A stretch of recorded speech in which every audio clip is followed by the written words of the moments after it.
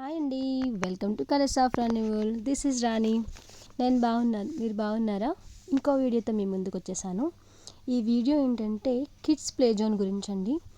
మనం ఎక్కువగా ఇప్పుడు పిల్లలందరికీ మొబైల్ ఫోన్స్, గ్యాడ్జెట్స్ ఇవన్నీ ఇచ్చేసి వాళ్ళకి ఫిజికల్ యాక్టివిటీ లేకుండా అయిపోతుంది కదా. సో ఇది గ్యాడ్జెట్ ఫ్రీ జోన్లో ఉంటుందన్నమాట. ఇండోర్ ప్లే ఏరియాలో జరుగుతుంది. There is no electronics allowed అన్నమాట.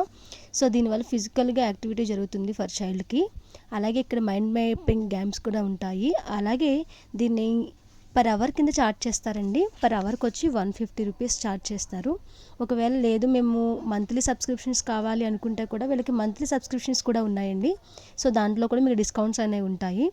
సో ఇక్కడ మీకు మిగతా స్కూల్స్ దీన్ని ప్రీ ప్రైమరీ స్కూల్స్ ఉంటాయి కదా, ప్రీ స్కూల్స్ ఉంటాయి కదా, that means nursery, LKG, UKG వాళ్ళకి. సో ఆ స్కూల్ వాళ్ళు కూడా దీనికి క్యాంపింగ్కి వాడుకోవచ్చు. అవర్స్ బేస్డ్ ఇస్తూ ఉంటారనమాట. అలాగే మన పిల్లలకి బర్త్డే పార్టీస్ జరిగినప్పుడు కూడా మనము పిల్లలకి కేక్ కటింగ్ తర్వాత వచ్చిన పిల్లలందరికీ ఒక యాక్టివిటీ లాగా కూడా యాక్టివిటీ బేస్లో కూడా దీన్ని ఇస్తారు. ఒక 2-3 అవర్స్ బేస్లో ఒక 30 to 40 మెంబర్స్ పీపుల్ వరకు దీంట్లో పిల్లలు అనేది ఆడుకోవచ్చు అనమాట.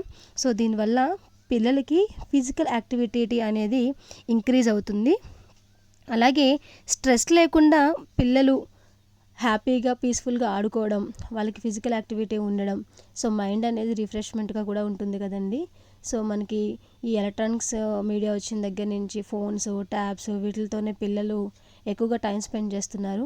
సో ఇలాంటివి మనం కనుక ప్లాన్ చేస్తే పిల్లలకి ఫిజికల్ యాక్టివిటీ జరుగుతుంది. అలాగే కొంతవరకు మనం గ్యాడ్జెట్స్కి వాటికి కూడా వీళ్ళని దూరంగా ఉంచడం కోసం కూడా ఇది ఉపయోగపడుతుంది. సో ఇది ఎక్కడ ఉంది అంటే జంగారెడ్డిగూడెంలో మనకి ప్రెస్టేజ్ షాప్ పక్కన బిల్డింగ్ అండి. సో మీకు ఏమైనా డౌట్స్ ఉంటే కనుక నేను ఇక్కడ నెంబర్స్ కూడా యాడ్ చేస్తాను పాంప్లెట్స్లో. సో మీరు కనుక నచ్చితే కనుక అక్కడ ఉన్న నెంబర్స్కి మీరు ఎంక్వైరీ చేసి అక్కడ తెలుసుకోవచ్చు.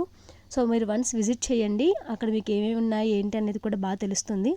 సో దీని గురించి ఏమైనా అడగాలనుకున్నా ఏం చేయాలన్నా కమెంట్ రూపంలో కూడా కమెంట్ చేయండి.